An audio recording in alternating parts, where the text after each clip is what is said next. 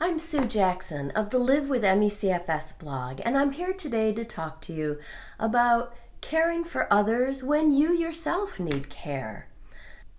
So there's a lot of information out there for caregivers, including this wonderful summit today with all these different speakers on different topics. And there's even some information out there on how to be a parent when you are sick or disabled. But what happens when you fall into both categories? When you are a sick or disabled parent caring for sick or disabled children, the challenges just multiply. But there are some strategies to help you cope, care for yourself, and be a good parent to your children. Now, I happen to be in this situation myself, so I understand firsthand the kinds of challenges that you're dealing with. I first became ill in 2002 with MECFS, which is an immune disorder. Around 2007, I also got Lyme disease, and I wasn't able to fully get rid of it because of those immune problems. But 2 years after I first got sick, the unthinkable happened, and both of our sons, who were then just 6 and 10, also got MECFS. It does have a genetic component and tends to run in families. This just devastated us, and for many years, 3 of the 4 of us in our household were extremely ill and debilitated, and life became very difficult. I really struggled with how to care for myself while also caring for my children. I also started and participated in a bunch of different support groups, both online and locally, and through that collective experience, I've learned a lot. For starters, people like us in this situation are dealing with a lot of difficult emotions. We are struggling with feelings of inadequacy, of self-pity, grief, and that perennial parenting favorite, guilt. All of this is a lot for us to carry. We grapple with the emotional side of feeling inadequate or guilty for not being able to do the things we want to do. But there's also the practical side of just not being able physically to get the things done that need to be done. What are your biggest challenges as a disabled parent caring for disabled children? Please let me know in the chat that goes along with this presentation. So from all that collective experience from myself and the other parents that I've talked to, we have come up with some great strategies for living your best life and being able to care for yourself and your children. And the first step, and perhaps one of the most difficult ones, is to accept yourself. When you do that, your children will accept you too. Now, this can be especially tough if you became sick or disabled as an adult or later in life, because you've still got this idea in your mind of who you used to be. But even if you've lived with illness or disability for a long time, there are images in the media, there are the other parents around us, and it can be very hard not to compare yourself.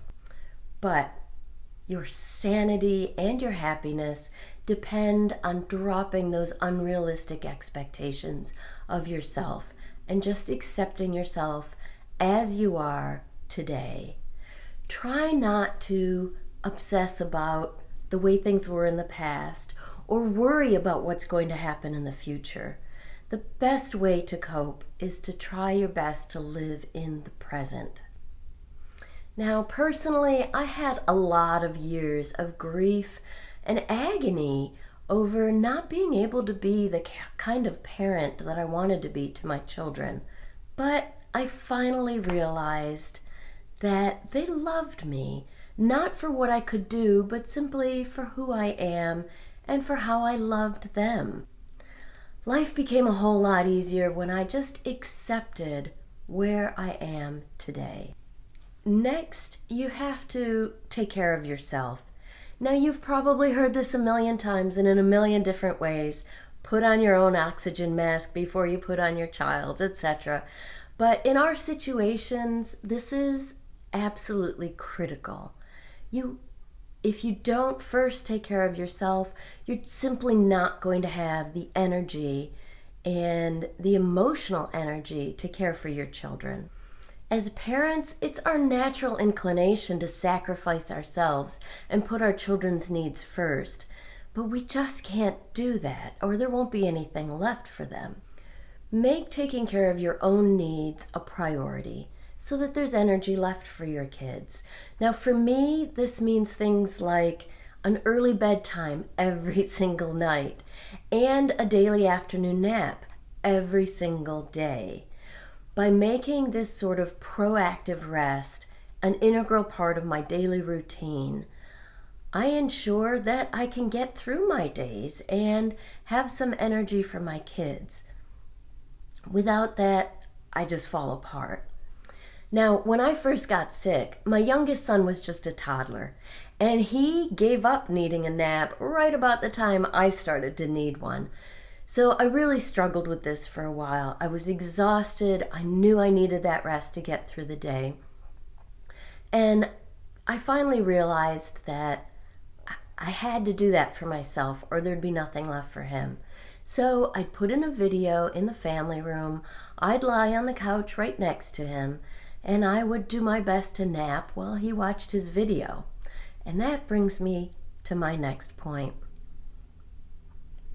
Lower your standards.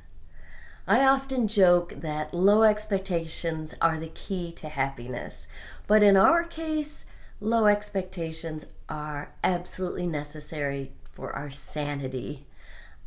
We have to lower our standards in order to accept the way we are and what can be done today.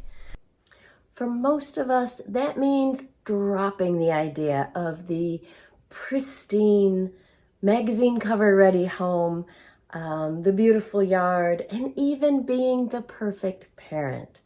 You just have to let go of those things and let go of the guilt too. Our house may not be perfect. That's an understatement. If I turned this camera around, you would see the truth. And our yard's pretty much a jungle, but my kids grew up happy and content, and I had plenty of time with them. And that's really what's important. Now you have to consider what's important for you and your family, and then let go of other things to make time for that. Choose your priorities and then let some things go, including the guilt. So consider, what are your priorities? What are the things that are important to you, and what can you let go of? Next, ask for help. Now I know this is a tough one for many of us, especially if you got sick later in life and are used to being a strong, independent, do-it-yourself kind of person. But it really is essential to ask for help now. It can be really hard to ask for help, but here's something that I've learned over the 19 years that I've had my illness, and that's that the people around me, my friends and my family, they actually want to help, but they usually don't know what to do. So when someone just says, let me know if you need help, you need to actually take them up on that. But you need to let them know how you need help. So ask a neighbor who's running to the store to pick up a few things for you. Ask a family member or a grandparent or other family member or even a close family friend to attend the school functions that you're not able to attend. Ask your partner or a family member to help with healthcare management, which, as most of us know, is pretty much a full-time job. You could use some help with that, so ask for it. Get your kids involved in helping in whatever way they are able to. That's not only good for you, it's actually good for your kids, particularly the sick or disabled ones. It can really build some self-confidence, self-reliance, and a feeling of independence for them to be able to do some things on their own. Now, of course, that's going to be modified depending on the needs of your child and what they're able to do. But certainly involve your healthy kids too, because they may complain, but it is good for them, and they'll grow up to be self-reliant and independent adults. Teen or young adult sick or disabled kids can even help you out with things like paying bills online, ordering supplements, refilling medications online, or making and confirming doctor's appointments. This is a win-win situation because it's not only going to give you some much needed help, but this is great for these kids that are coming of age and feeling helpless. It will help them feel useful and teach them some real life skills that will come in handy for the rest of their lives. So it's a win-win. So stop and think about this for a minute. What are some things that you're really struggling with that someone else could help out with? Make a list and then ask. You'll find out it's not really as hard as it seems. Once you've lowered your standards and gotten some help, then you can take that limited, precious energy that's left and spend it with your kids. Really tune in to what they need from you, not physically, but emotionally. You or your kids may not be able to do some of the traditional things like outings and activities and travel, but you can pay attention to your kids. And honestly, that's really all kids want from their parents. So try focusing in on your kids' own special interests. So if you've got a sports-loving kid, sit down and watch sports on TV with him or her, even if it's not really your thing. Spend some time with them, find out what they like about it. Just have some quality time together. If you've got a kid who's very artistic, try drawing or painting, doing some crafts with him or her. If you're not able to do that, just sit or lie beside them and chat with them while they work on their art project. Just give them your attention. That's what's really important. Even if you or your child are bedridden, you can still spend some quality time together. Cuddle up together, watch a movie or a TV show, something that makes you laugh together, read books together. If that's a little too much for you, listen to books on audio. It's really fun and it's very easy. It takes very little energy. But find some things that you can do together so that you can just enjoy each other's company. When my kids were growing up, as a family, we had a lot of downtime together. But now, looking back on it, those times together spent watching TV or movies or reading books at bedtime every night, those are really special memories that we all cherish, our kids and my husband and I. So take a moment to think about this. What are your kids' special interests? How can you focus in on that and spend more meaningful time with them? Just giving them your full attention is a great start. You can also help your sick kids to understand how to find joy in small moments every day. Even on the worst days, you can still find moments of happiness together.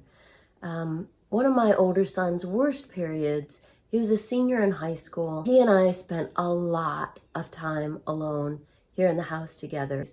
So besides trying to get some schoolwork done when he was able to, we often turned on the TV Land channel and watched old sitcoms and TV shows together.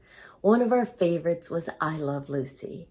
And he and I, no matter how bad we were feeling that day, we could watch a couple of episodes of I Love Lucy and just laugh our butts off.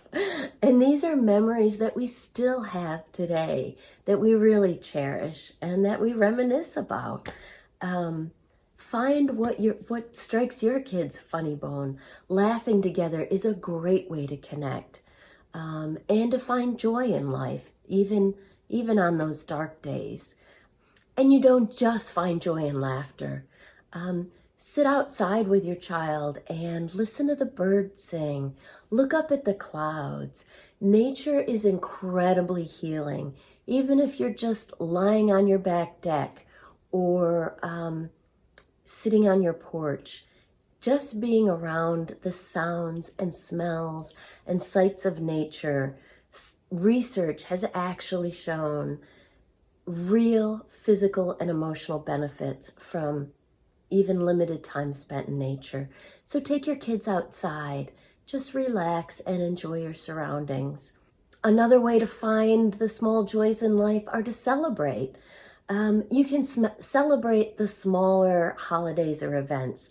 We have always done this, but after we got sick, it just made a huge difference in our lives.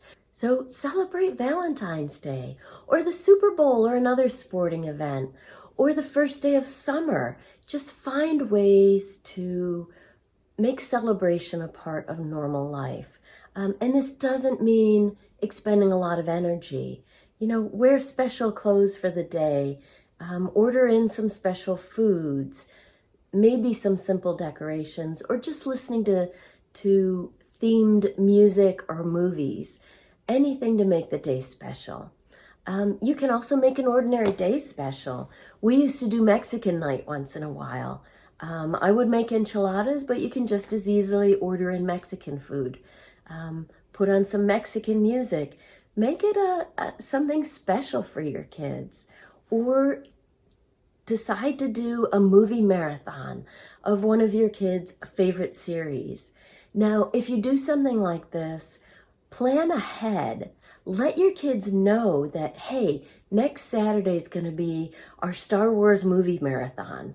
And then that gives them something to look forward to. And it provides joy not just in the day itself, but in the days leading up to it. The idea is to remove stress and add joy to both your life and your kids' lives.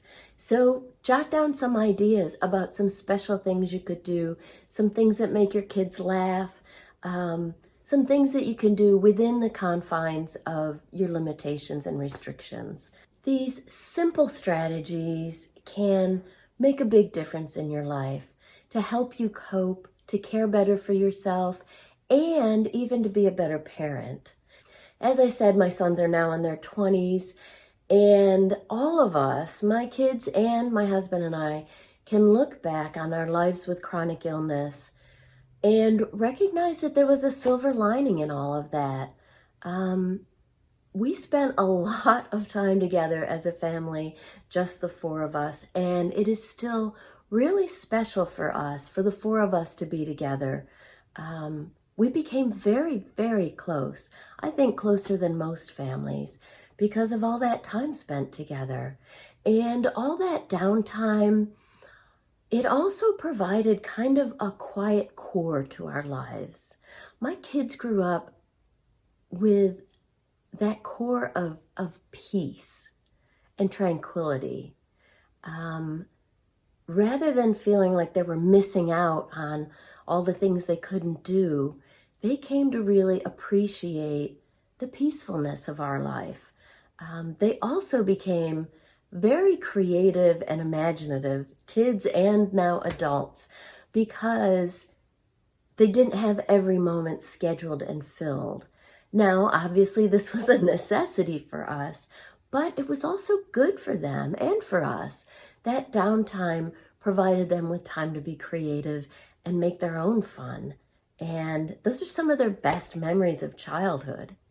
At a time when the outside world was becoming more frenetic and overwhelming, we had that center of peace in our lives.